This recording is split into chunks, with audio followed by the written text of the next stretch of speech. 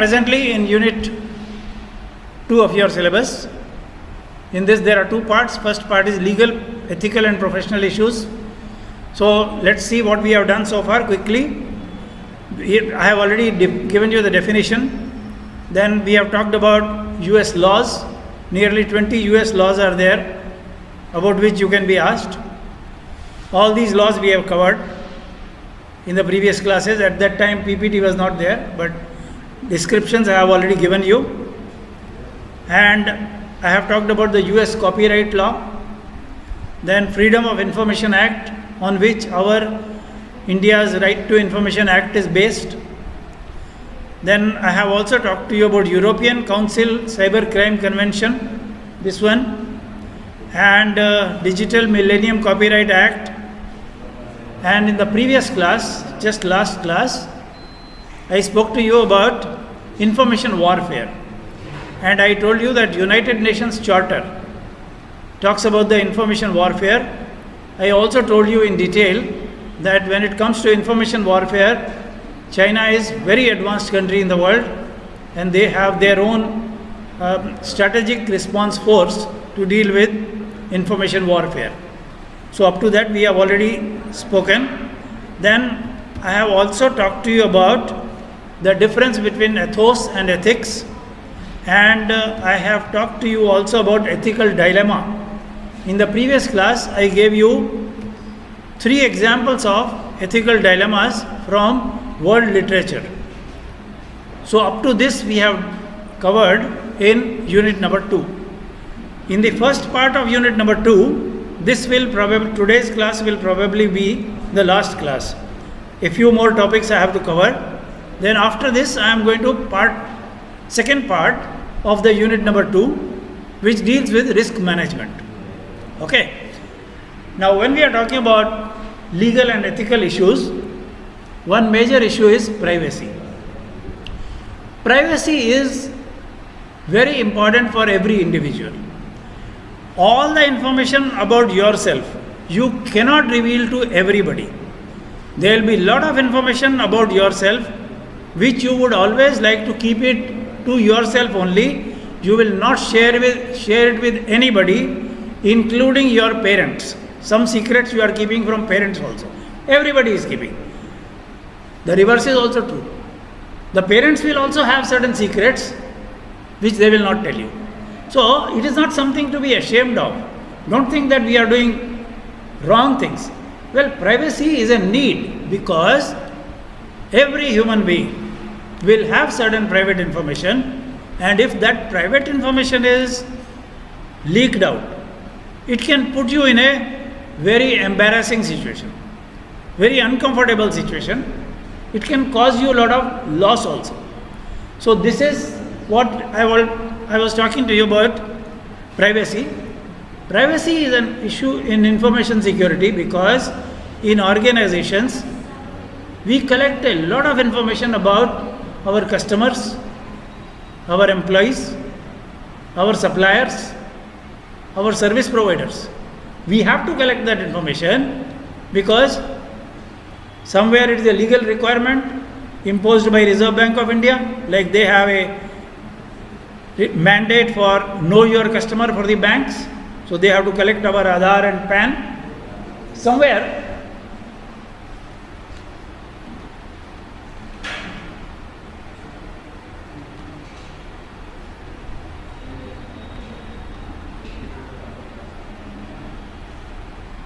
it is a legal requirement and somewhere it is a functional requirement.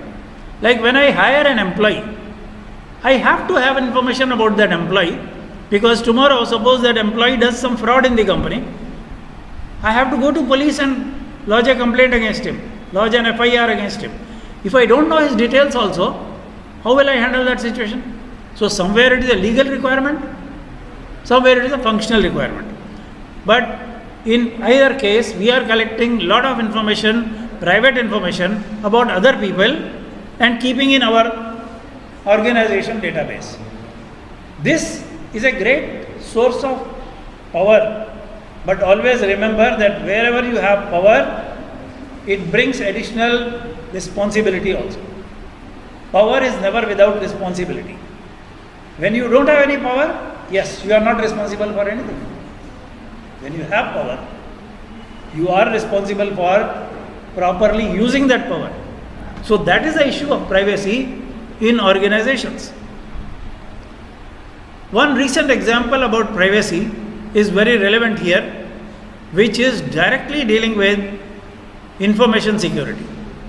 You are aware that a few months back, less than a year back, there were a lot of loan apps circulating in the country. Most of these loan apps, they were from Chinese people. And their modus operandi was like this. They were giving very easy loans. They were actually offering very easy loans to Indian citizens. You can take so much loan and we don't ask you for any security, no guarantee. Just you give your salary certificate, Aadhaar, PAN and all that. So this is how they were operating. So people were very happy. Loans we are getting so easily. But there were two catches in that. One, the rate of interest on the loan was very high.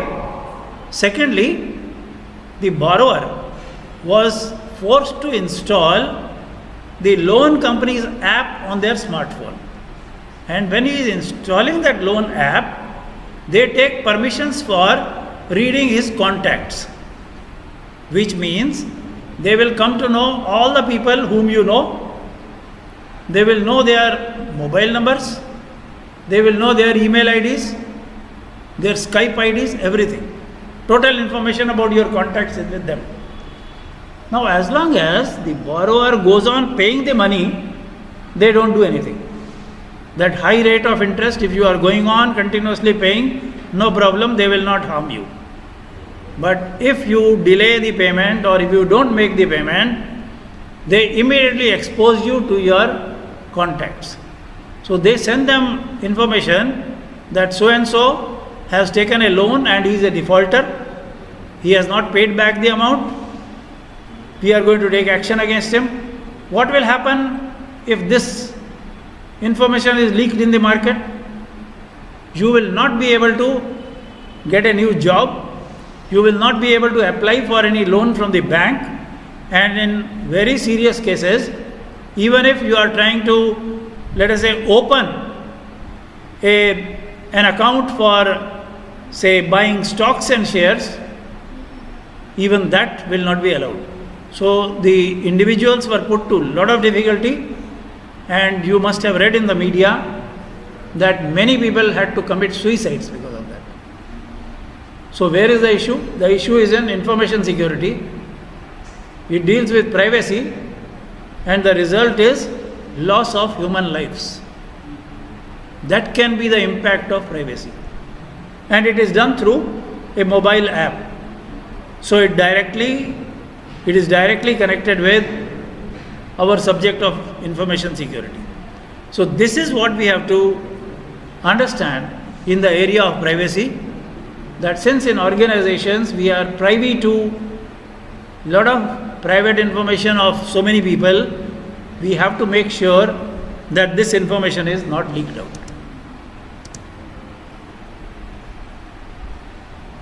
There is a difference between law and ethics, which I explained to you earlier also. I told you that law is based upon certain acts. Those acts are in the written form. They are published in the Gazette, so everybody can read them. Even if they don't read, we can ask them to read. But what about ethics? On ethics, there is no written mandate. You have to understand it from your own sources, your own understanding, and your own culture. And how reliable will be that? Obviously, it is not very reliable. So the way one person understands ethics is very different from the way somebody else will understand about ethics. That's why when it comes to ethical issues in information security, there is a lot of importance given to ethics education. That means our employees, our service providers or our data center people they have to be constantly sensitized to the need for protecting ethical conduct, and this training has to be continuously provided, mainly because in modern organizations there is a high rate of attrition among the employees. New people keep on joining, old people keep on leaving, so we have to continuously go on providing education about ethics in order to make sure that we don't cross the line. The difference between ethical and unethical and illegal behavior is that in the case of illegal behavior, there are very clear rules about Indian Penal Code, what punishment has to be given and all that, whereas for an unethical activity, only policies have to be laid down and we have to provide deterrence to people. Deterrence means measures to prevent them from doing unethical things. It has been found by experience of organizations that deterrence works if there are three conditions met. Read the three conditions at the back. 1. There should be fear of penalty. Every person should feel that if I do something unethical, a punishment will be given. Second, the probability of being caught should be very high. And third is the probability of penalty being administered. So these three things will ensure that people don't do unethical things. In our country, we have been following it very nicely. Our experience in this is very good. Here is an example of how India has handled a recent unethical issue. You must have heard of a movement called Me Too. METOO. Me Too is only about 2 or 3 years old phenomenon.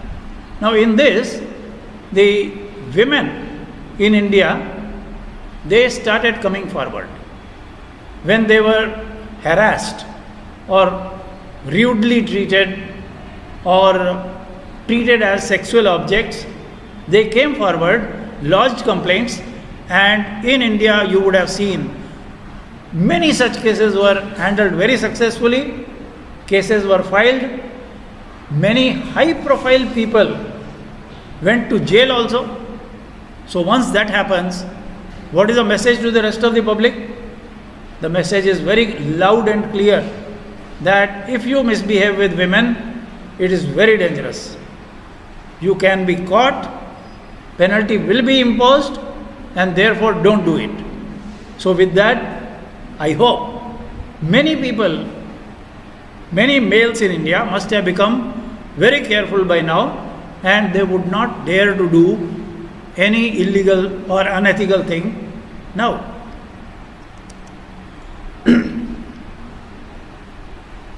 Now we are going to the second part of unit number 2. This part is about risk management. So in this, after I give you the overview, we shall talk about the following topics. First, we have to identify the risks. What are the risks involved? I mean, before the risk can be identified, of course, you have to identify the assets, information assets. Having done that, for that information asset, what is the risk? Then that risk is to be assessed. Assessed means quantitatively how important is that risk. A risk is important under two circumstances. One, when the probability of the risk occurrence is very high. Secondly, when the financial impact of the risk is high. If both these are low, then the risk is not very serious. But if one of them is high or both of them are high, then this is a very high risk. So having done the risk assessment, we shall talk about how to control these risks. And for controlling the risk, we have to select a risk control strategy.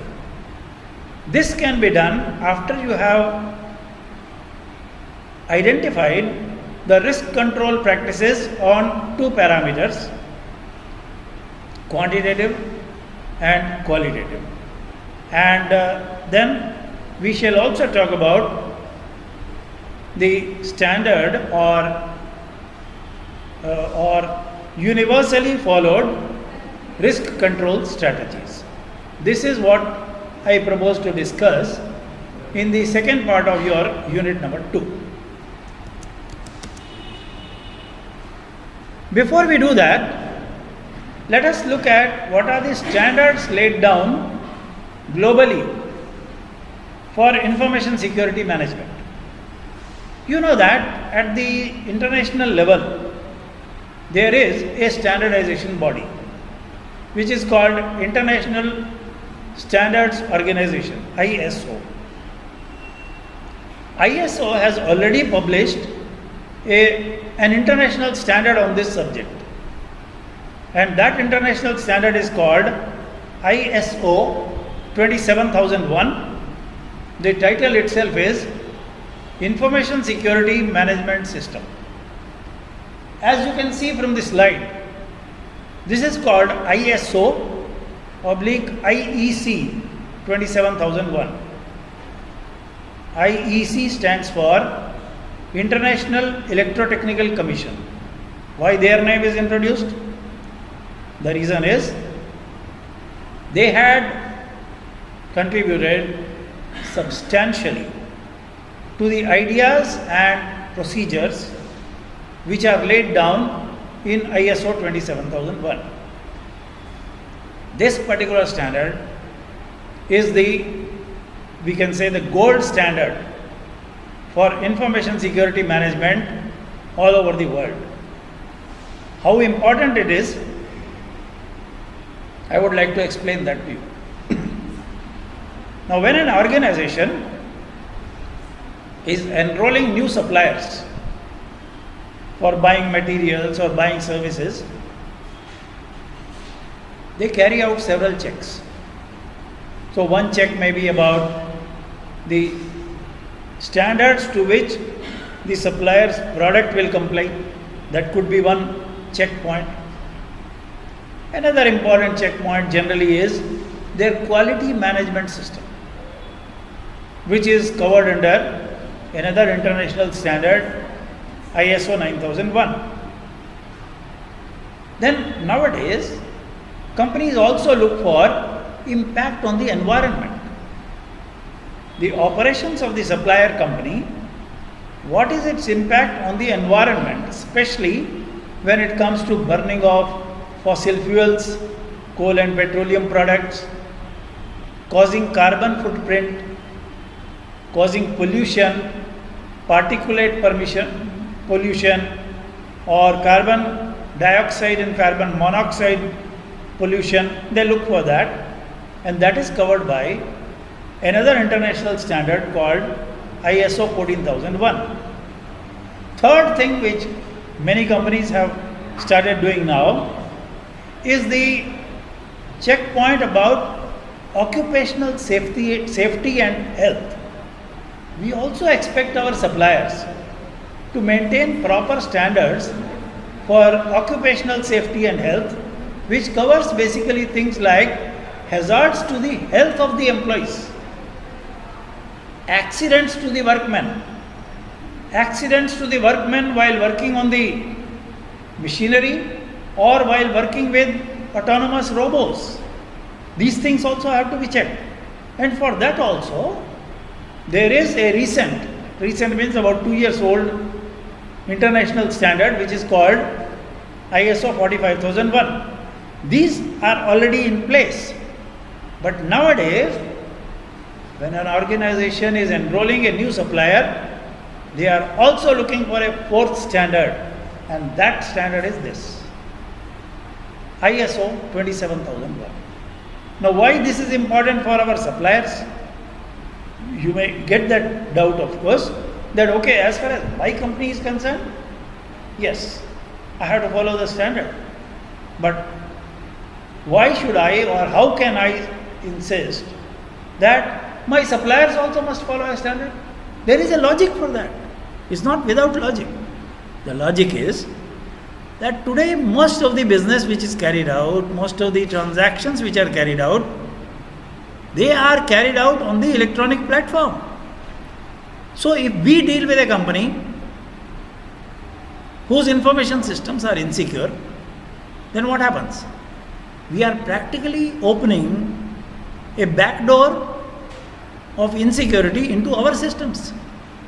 That is the logic why modern companies insist on implementing ISO 27001 even for our business associates, our distributors, retailers and suppliers. That is the logic.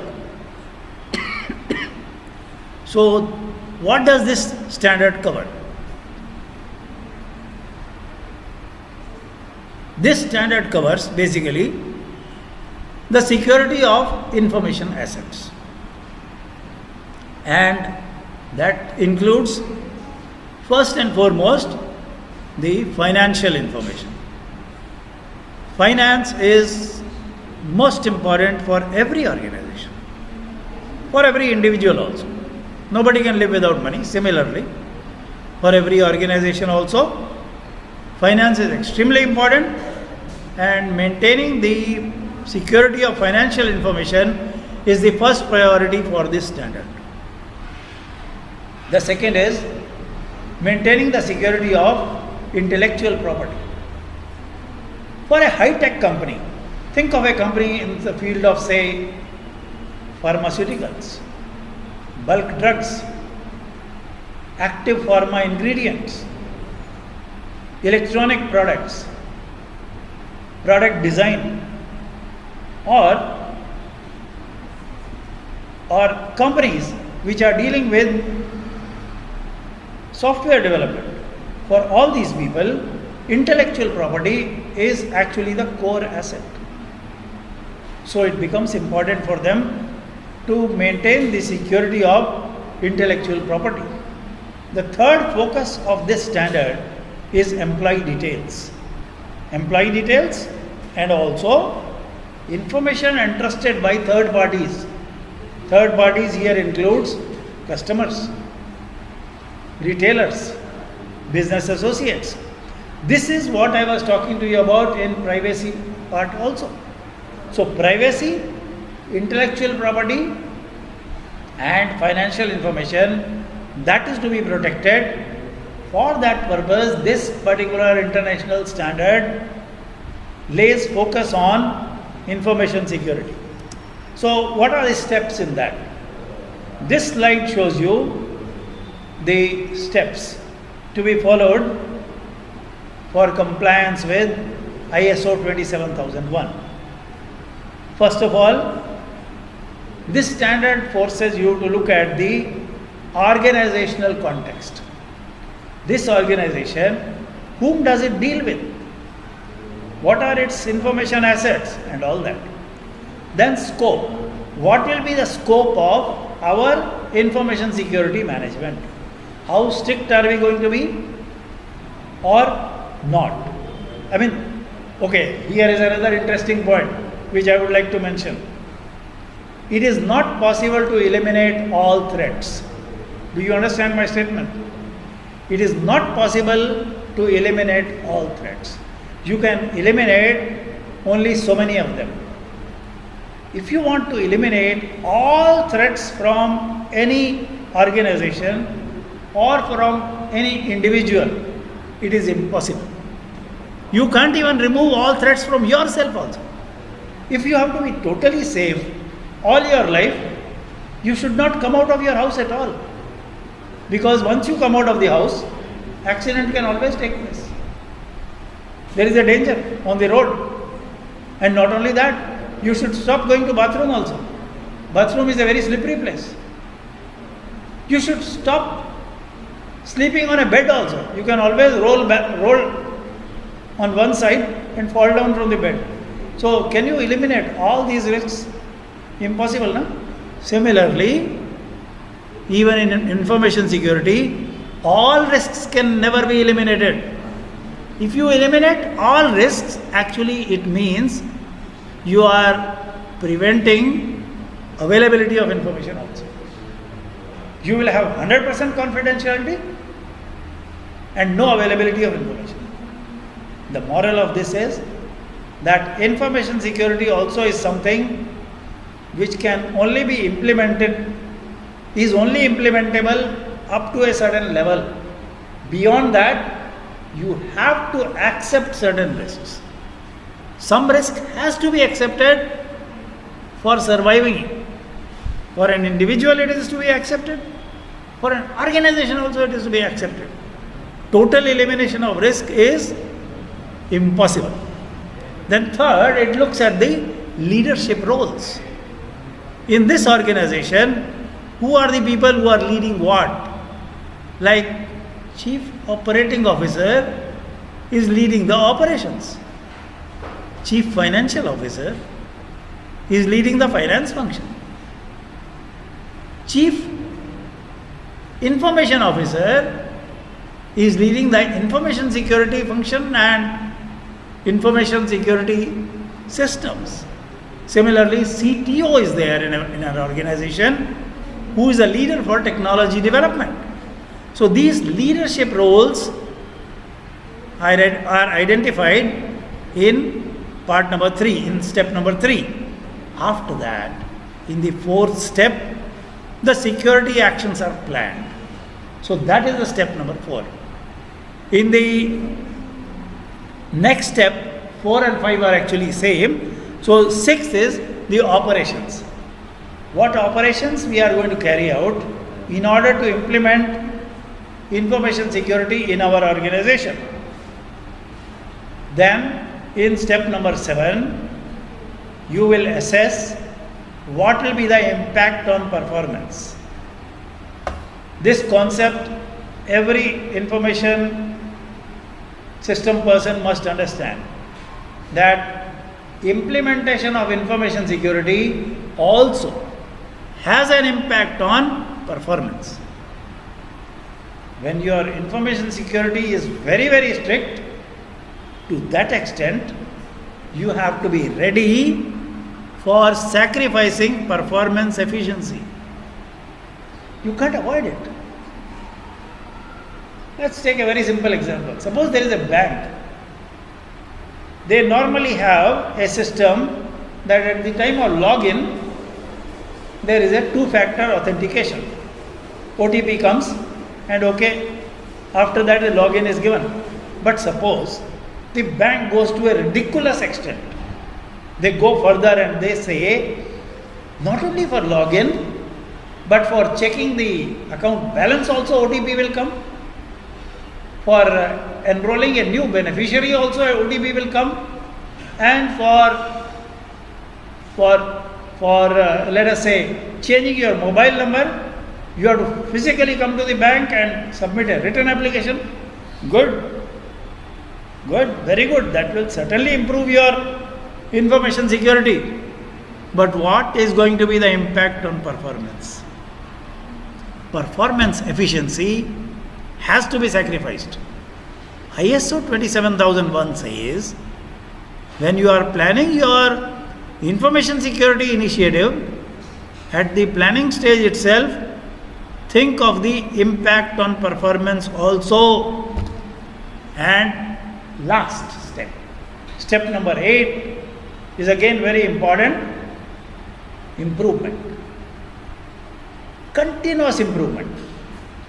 No matter how good you have designed your system today, never think that it cannot be improved further. Improvement is always possible. Even if you are good at present, you can be better. Similarly, even if your information security system is good today, it can always be improved further. And improvement is also required for another reason, because technology is constantly getting updated. There is a rapid obsolescence in computer and network technology. So if you don't keep in step with the times, you will be falling behind the race. So for both these reasons, it's very essential that continuous improvement in information security is also carried out.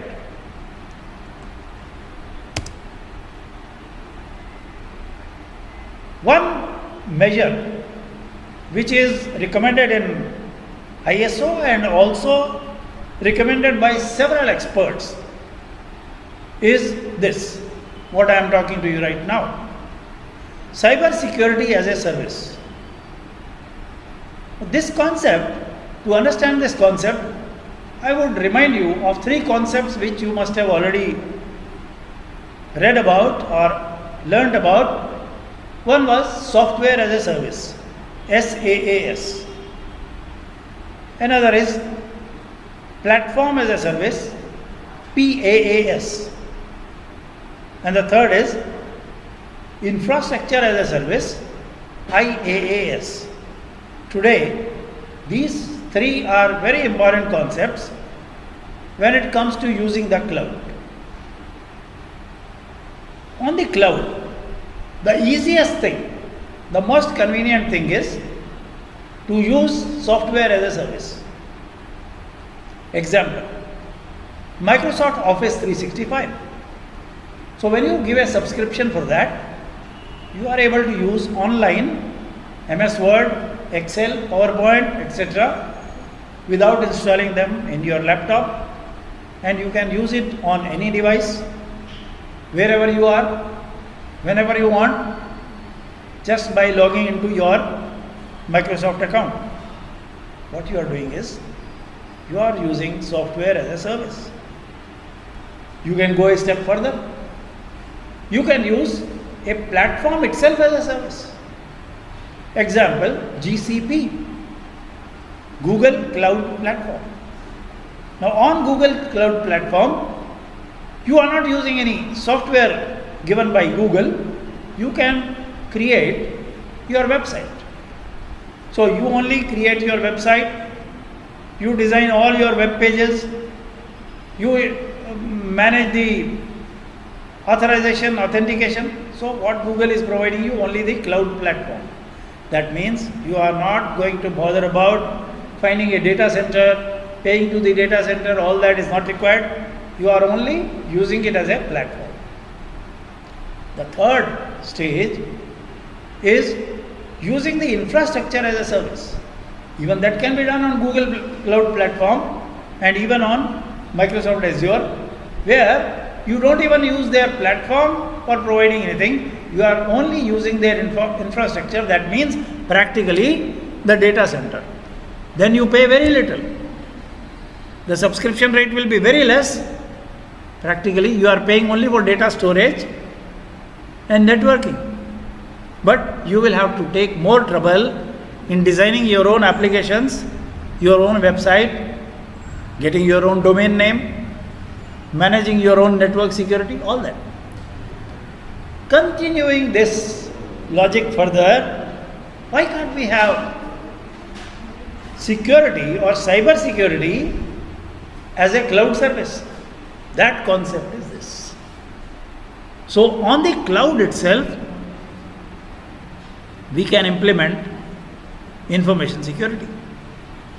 This works on the premise, on the principle or on the technology called real-time streaming. Real-time streaming. Now understand what is streaming. Streaming platforms, you know. OTT platforms are streaming platforms. Amazon Prime Video, Netflix, you can stream the movie that you want to see. That is streaming. But if streaming is employed for accessing the information resources, that is real-time streaming. This provides excellent security And the technical method for this is SSH, which stands for secure shell. SH is shell, secure shell. In this, the streaming of data is between TCP ports. So one TCP port, generally the port number will be 22. TCP port connects to the TCP port of our application, and there the real-time streaming takes place. With this, we are able to implement cybersecurity as a cloud service. So this is how we can implement risk management, etc. in information systems in modern times. This topic is not yet over. I will be continuing the topic in the next class also.